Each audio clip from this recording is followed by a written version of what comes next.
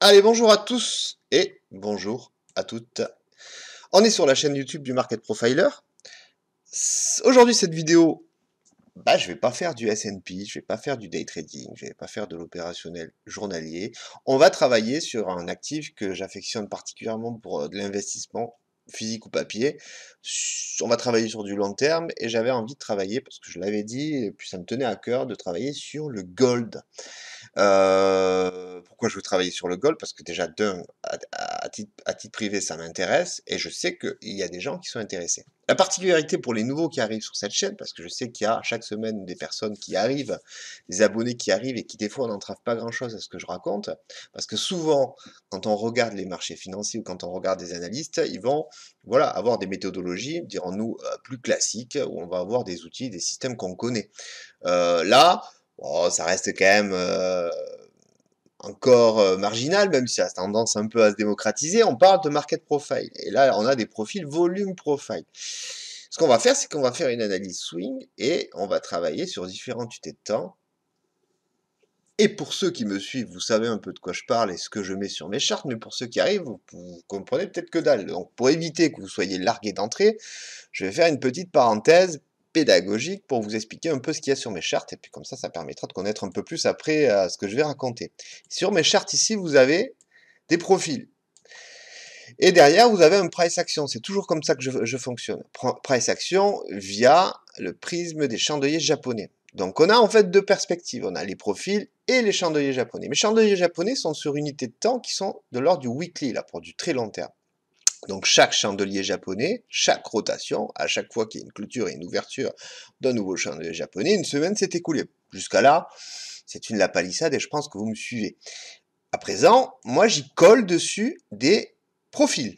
Et ces profils-là, sur mes chandeliers semaines, ce sont des profils annuels. Donc en fait, à travers quelque chose qui, quand vous le voyez pour la première fois, pourrait vous paraître polluant visuellement, ne l'est pas. Il pollue pas du tout parce que vous avez deux perspectives, deux UT de temps sous les yeux, sans naviguer de façon dynamique sur toutes les UT, vous avez deux UT de temps. L'annuel, qui est représenté donc par les profils, et puis l'action des prix en weekly, représentée par les chandeliers japonais. Donc on fait finalement d'une pierre deux coups. Pour ceux qui ne connaissent rien au profil, je vous invite à regarder un peu ce que les vidéos que j'avais fait il y a quelques années sur le volume profile, le market profile, etc.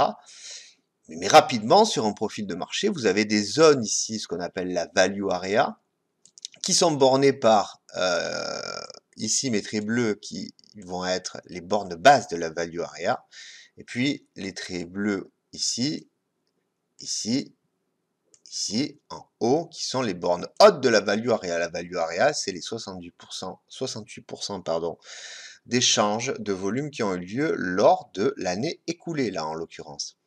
Donc, alors après, pour rentrer un peu plus dans les détails, mais ça, si ça vous intéresse, vous pourrez regarder, il y a des noms pour la borne haute et la borne H.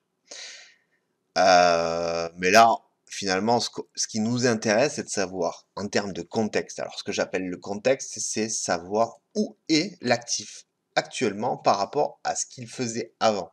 Établir un contexte, que vous soyez en profil de marché ou pas en profil de marché, mais c'est hyper important. Parce qu'avant de poser des niveaux sur vos chartes et de dire là j'ai une résistance, un support, je vois une trend ici, eh ben, je pense qu'il est essentiel de quand même poser un contexte, quoi, et de savoir un peu comment se comporte le prix. Et le contexte avec les profils de marché, c'est super important, parce que les profils de marché mettent une chose en évidence que d'autres systèmes ont un peu plus de mal à mettre en évidence, c'est ce que j'appelle, c'est pas moi qui l'appelle comme ça, le processus d'enchère. Alors il y en a qui l'appellent l'auction de théorie, donc la théorie des enchères, ou il y en a qui l'appellent l'auction de process. Moi, je suis plus à opter pour l'auction de process parce que pour moi,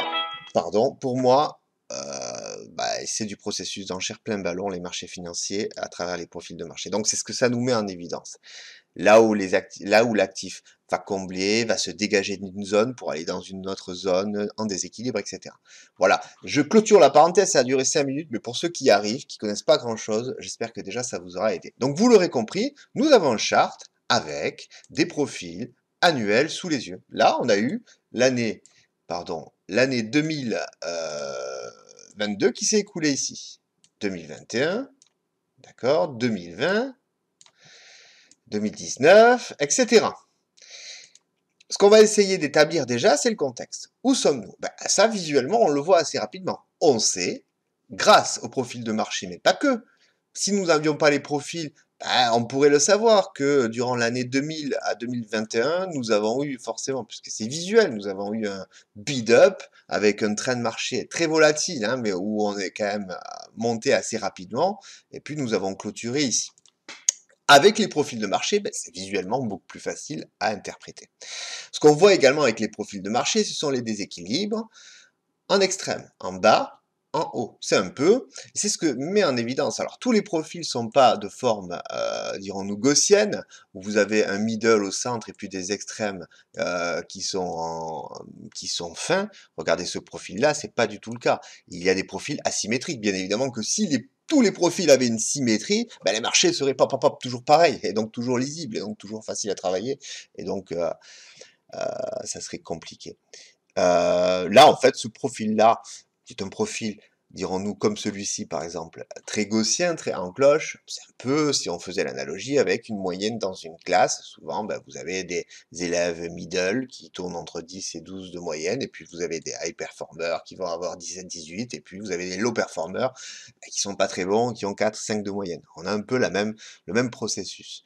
Je m'égare, mais c'est toujours pour ceux qui viennent d'arriver un peu sur ma chaîne et qui, pour éviter qu'ils repartent 2 minutes après en disant j'ai rien compris, ça m'intéresse pas, allez creuser un peu plus loin, soyez curieux, c'est super important. Donc qu'est-ce qu'on voit? Eh bien, on voit qu'en 2020, il y a eu un profil, ce que j'appelle moi les profils mères. Et les profils mères ont une importance radicale pour, là, en l'occurrence, les années qui vont suivre, parce qu'ils vont avoir tendance à jouer un rôle très pertinent, les profils mères. Le profil mère, en 2020, bah, vous nous a donné une amplitude assez importante. Là, actuellement, on échange autour des 1928, 30 $, les 30 grammes, hein, finalement, les 28 grammes et des poussières. Donc, j'ai envie de vous dire, c'est un prix élevé par rapport à toutes les années précédentes, hein, de 2014 à 2019, où nous avons eu un bracket assez important.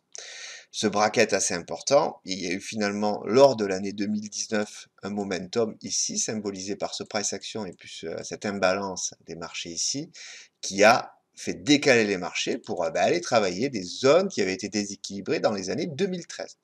Maintenant, nous sommes là. Ici, et en 2020, nous avons eu ici une énorme réponse vendeuse. Pam, ici. Donc, moi, niveau contexte, je sais qu'on est encore dans un bracket. Alors, il n'a pas la même tranche que ce bracket-là des années 2014-2019. Il a une approche différente, puisqu'il est sujet à la forte volatilité qu'il y a eu en 2020. Ce que je note également, c'est que aujourd'hui nous ouvrons, quand je dis aujourd'hui, c'est en 2023, donc depuis une quinzaine de jours, nous ouvrons en plein milieu du POC volume de l'année 2020.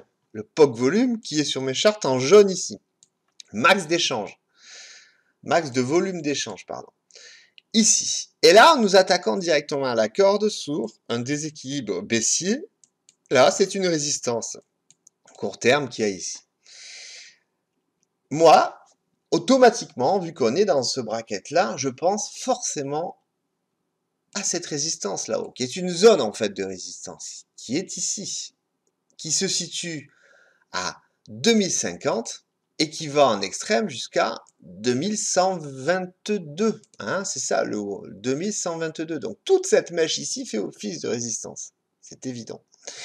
Et comme l'actif en début d'année semble vouloir prendre une décision, si déjà nous devions intervenir pour 1-2 mois, eh ben, nous aurions cette résistance qu'on va aller noter. Hein. Je vais prendre un petit rectangle ici que je vais étendre. Voilà. Et je vais noter cette résistance. Alors, je vais lui mettre une couleur particulière, forcément. excusez-moi, je vais lui mettre la même couleur que les profils. Décidément, je vais mettre ça. Excusez-moi. Je vais mettre la même couleur que les profils.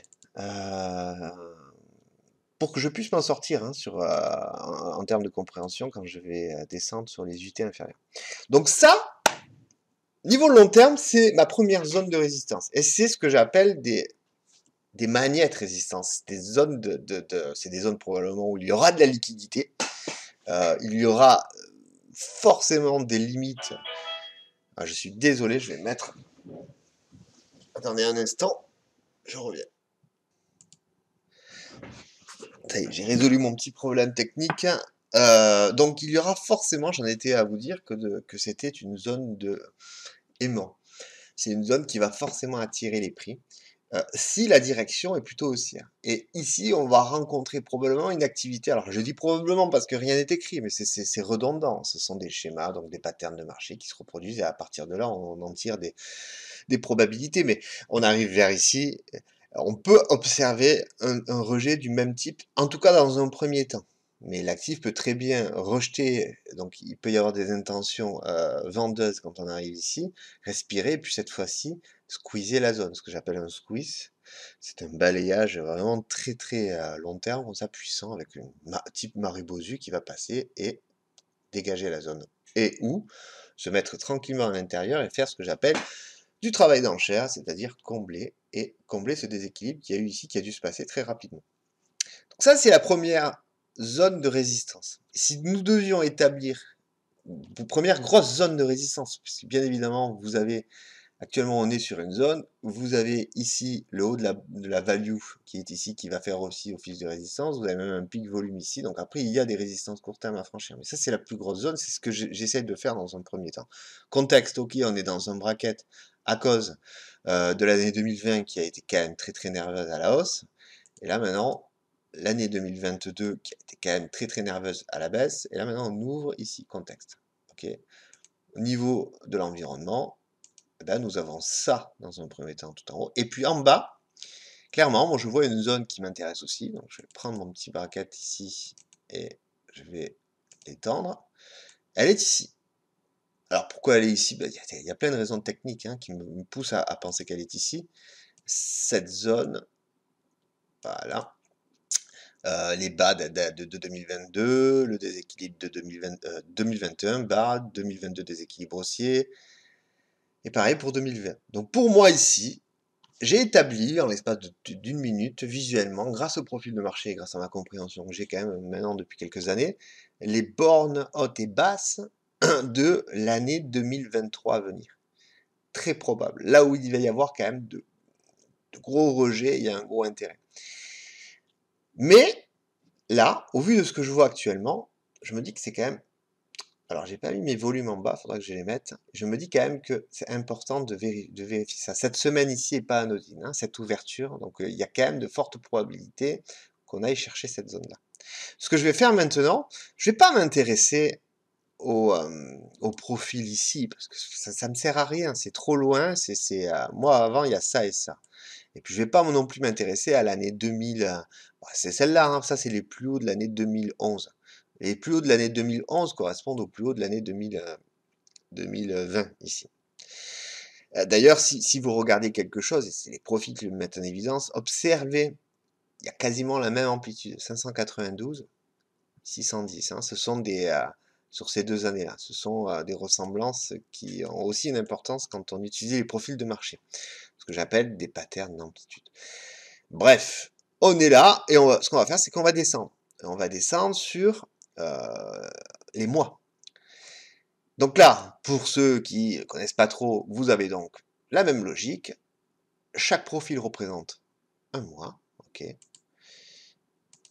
Et pardon, je changeais de couleur. Chaque profil représente un mois, d'accord. Et chaque chandelier japonais représente une journée écoulée. Là, pour ceux qui font du swing, ça commence visuellement à avoir de la gueule. Qu'est-ce qu'on remarque? C'est qu'en fin d'année, on a eu une phase ici de congestion, une phase de consolidation. C'est un pattern qu'on voit sur beaucoup de marchés, actions, mais aussi matières premières. Et c'est très intéressant parce que cette zone ici que j'ai tracée sur les profils annuels, en fait, on l'avait déjà. C'est-à-dire que elle existait déjà avant qu'il se passe ça, qui confirme que la zone existe encore plus maintenant. Mais elle existait déjà. Parce que je me suis servi des bas de l'année 2021 et puis du drive initiateur de l'année 2020. Donc cette zone existait déjà. Et vous voyez en fait la pertinence de cette zone quand nous sommes arrivés dessus. Première intention, on rejette. Deuxième intention, on clôture près de la zone. Et puis troisième intention, donc au mois de septembre, on arrive à passer, à balayer fortement la zone, à la pullbacker. Donc c'est hyper pertinent. Et on continue, regardez le price action et l'action des profils autour de cette zone. Il y a ce que j'appelle des zones de no trade. On ne veut pas échanger. Dans la zone, non, on échange soit au-dessus, alors je vais enlever pour... c'est vraiment dégueulasse au niveau visuel, on échange soit au-dessus, soit en dessous. Voilà, les balances se font en dessous. Et quand le momentum arrive, il n'arrive pas n'importe comment. Il arrive, il se construit autour de cette zone. Mais c'est comme ça souvent, hein, sur beaucoup de marchés, hein, beaucoup de sous-jacents, c'est la même chose. On vient à nouveau faire du no trade dans la zone, même ici il y a une petite acceptation, mais ça ne dure pas bien longtemps. Et puis derrière, pullback dans ce niveau hyper important. Il sera toujours important, je pense, pour les mois prochains. Je ferme la parenthèse sur ce qui s'est passé là, mais qui méritait quand même qu'on en discute. À présent, c'est le mois ici de janvier 2023 qui nous intéresse. Là, 2023. Voilà la gueule qu'il a.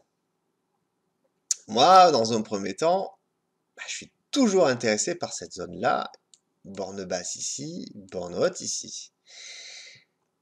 Vie en plus confirmée ici, c'est normal, hein, c'est grâce à ça que j'ai pu tracer ma zone en 2023. Hein, c'est grâce à ce pullback ici. Là, j'essaie de regarder qu'est-ce qu'on a avant d'éventuellement tirer des supports et des résistances. Qu'est-ce qu'on a en termes de contexte? Où en sommes-nous? En termes de contexte, là, je vois qu'ici, on a eu 2 mois où on a bien balancé. 2 mois ici où on a bien balancé. Et puis le troisième mois ici où on a pumpé. Et puis on a eu une acceptation. En fait, je cherche les zones d'acceptation. Et en cherchant les zones d'acceptation, je me retrouve ici avec des zones de déséquilibre. Tiens, intéressant. Qui sont ici. Donc là, en fait, hop,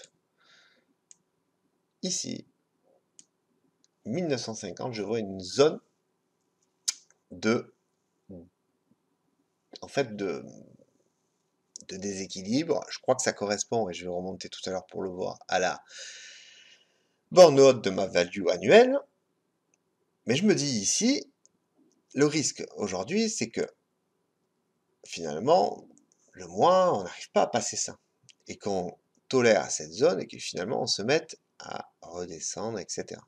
Donc, il n'est pas opportun, par exemple, si nous devions acheter, d'acheter ici tout de suite. Parce que nous sommes sous cette résistance mensuelle, en profil mensuel, en chandelier japonais daily, et il faut être vigilant. Par contre, si nous venions à casser cette résistance, alors,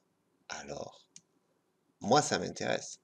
Parce que il est très probable, si on casse cette résistance ce mois-ci ou le mois prochain, parce qu'elle peut être aussi débordée le mois prochain, imaginons que le mois prochain, on ouvre ici, le mois prochain, au-dessus. C'est très bon, c'est très bon. Donc pour moi ici, les 1950 sont la résistance à surveiller. Donc ça correspond bien à cette zone-là. Et ce que je vais faire, c'est que je vais tracer ma résistance dans l'optique d'un achat qui m'intéresse. Je vais essayer d'être le plus précis possible, et pour moi, on va être dans ce que j'appelle une zone plutôt que vraiment un niveau. Donc là, je vais faire la même démarche que tout à l'heure, sauf que je vais utiliser forcément je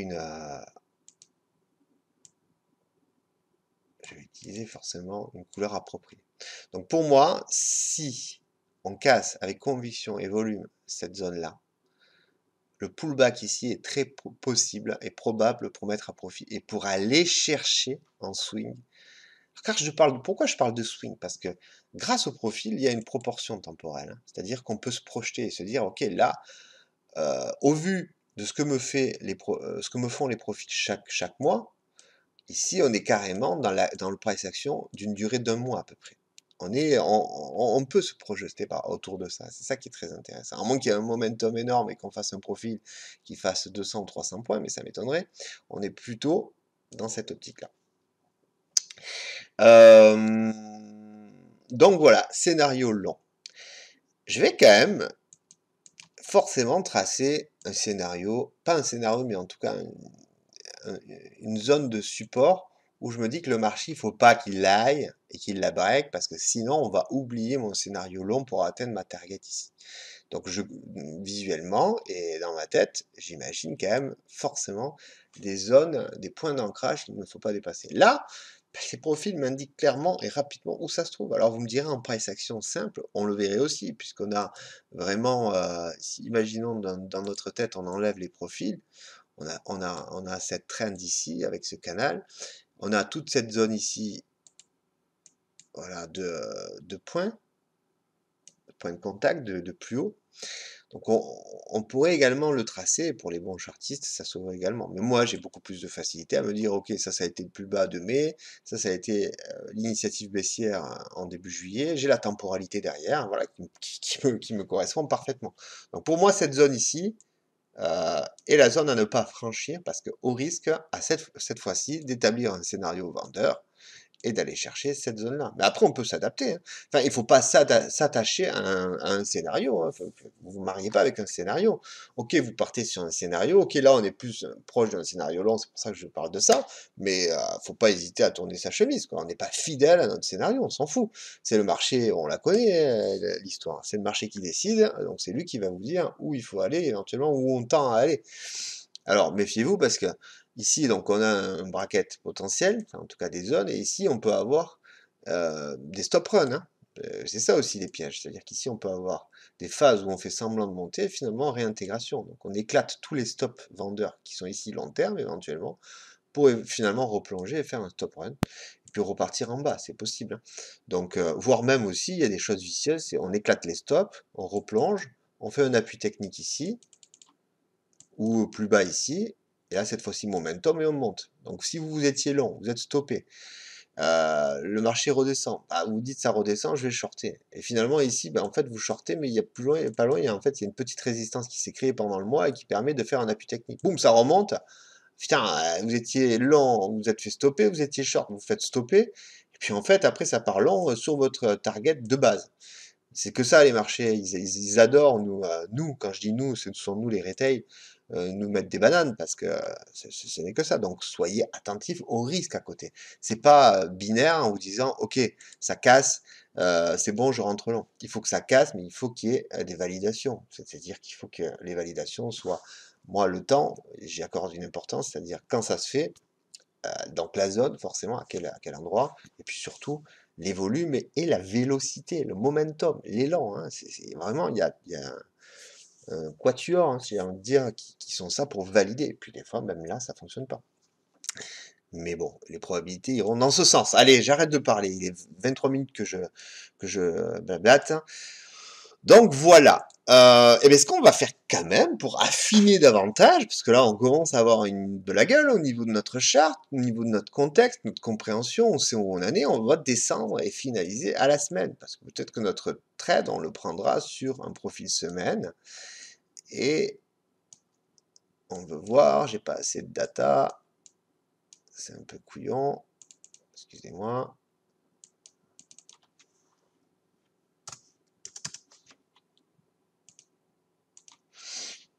On veut voir un peu ce qui se passe à la semaine, parce que peut-être que la position se prendra à la semaine. Donc là, nous sommes vendredi. À chaque fois, j'ajoute de la temporalité. C'est à ça que servent les profils. Nous sommes vendredi. Est-ce que le marché, j'ai pas regardé s'il y avait... je crois qu'il n'y a pas de stats importantes. Ce qu'on constate, au niveau du contexte, c'est que ça fait quand même depuis 3 semaines que le marché ne fait que monter. Il est dans un trend market, hein, avec une bonne théorie de dos à l'ancienne comme on les aime, des plus hauts de plus en plus haut, et des plus bas de plus en plus haut. Voilà, un bon canal ascendant. Qui, moi, en plus, avec ma vision des enchères de marché, je me dis que toute cette phase-là est lié à tout ce déséquilibre ici. Pam, pam. Mais bon, petite parenthèse que j'aime bien aborder de temps en temps. Maintenant, il nous reste une semaine, est-ce qu'il est en capacité de faire ça? Franchement, je ne sais pas. Par contre, la semaine prochaine, donc toujours dans le mois de janvier, on va être attentif à la zone. Finalement, là, il n'y a pas grand-chose à identifier de plus, hein. On a nos niveaux. Si nous devions avoir des niveaux court terme, quand je dis court terme, tout est relatif, c'est des niveaux H4 profil weekly. Alors nous aurions probablement, que je dise pas de bêtises, hein, dans la précipitation, parce que je le fais en même temps que vous, où il pourrait redescendre dans un premier temps. Je vois bien ici. Je vais le mettre à la même couleur, histoire qu'on soit cohérent. Hop. Voilà. Ici, je vois bien ici, ça me paraît pas mal. Il y a plusieurs raisons, hein, mais ça me paraît être la zone idéale ici. Donc on pourrait avoir un actif qui la semaine prochaine, avant de break out cette zone, peut-être qu'il va ouvrir là-haut, hein, j'en sais rien. Mais peut-être aussi qu'il va ouvrir ici et qu'il va avoir besoin de faire un appui avant de repartir. Donc faire une sorte de range à la semaine. Ici, temporisation, pardon. Et puis derrière, un petit bracket, voire une descente jusqu'au POC semaine ici. Et ensuite, une prise d'élan et un breakout. De toute façon, bah, nous, on a nos zones, hein. On sait clairement que ici, c'est le point, ce que j'appelle le point d'ancrage, qu'il faut vraiment tenir absolument. Et ici, après, on a des zones intermédiaires. On peut en rajouter d'autres. Moi, j'aime pas avoir 40 000 zones. Plus il y a de zones, plus c'est déplaisant. Et c'est pollué. Mais bien évidemment, il y a des zones, alors je prends pas le temps de le faire, j'essaie de m'appliquer, mais il y a des zones pertinentes. Voilà, celle-ci, elle l'est aussi, hein, clairement. Je crois qu'on a fait le tour. Pour, en tout cas, les semaines qui vont venir, et le mois qui va venir, les prochains mois, ici, on peut avoir, dans les prochains mois qui viennent, une atteinte de l'objectif ici autour des 2050. Voire après, si ça rentre bien, aller jusqu'à là-haut. A contrario, si on casse les 1825 avec conviction, alors le risque, c'est de retourner dans la zone de no trade ici, et d'y voir une réjection, et d'y voir un peu le même comportement des prix qu'on a eu ici, et qu'on a eu ici, en première intention.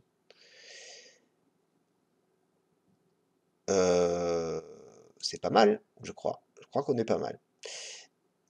Je vais m'arrêter là. Si c'est une des premières, alors j'avais fait sur le crude, mais j'avais pas fait aussi long. Là, voilà, si ça vous a plu, dites-moi-le quand même, qu'on puisse le suivre, ce gold éventuellement. Voilà, qu'est-ce que je peux dire de plus? C'est bon, 30 minutes, je pense que c'est digeste. Voilà, si ça vous a plu, dites-le quoi. Enfin, via des likes, enfin, des pouces à la lever, et puis via des commentaires, quoi. Dites-moi si c'est quelque chose qui vous parle ou pas. Et puis j'essaierai de suivre. Alors là, on était sur le Gold Futur, hein, mais le GC, hein. Mais bon, après, il y a le même price action. Donc, que vous soyez en CFD ou ailleurs. Donc voilà. Passez une excellente journée. Passez un bon week-end. On se retrouve lundi pour le suivi du S&P, qui nous a donné quand même hier là un beau niveau, puisque dans ma newsletter je parlais des niveaux, des 3900 qui ont fait un taf énorme. On a passé 3 rotations dans le GR dessus, c'était quand même excellent. Et puis après il y a eu ce momentum. Et donc lundi on se retrouve pour le S&P pour ceux qui suivent les indices américains. Pour ceux qui sont sur la newsletter, eh ben, on se retrouve aussi par écrit dans la semaine. J'en fais pas tous les jours, mais quand ça bouge un peu, je m'y mets. Et voilà, je vous souhaite une excellente journée et à très vite. Ciao.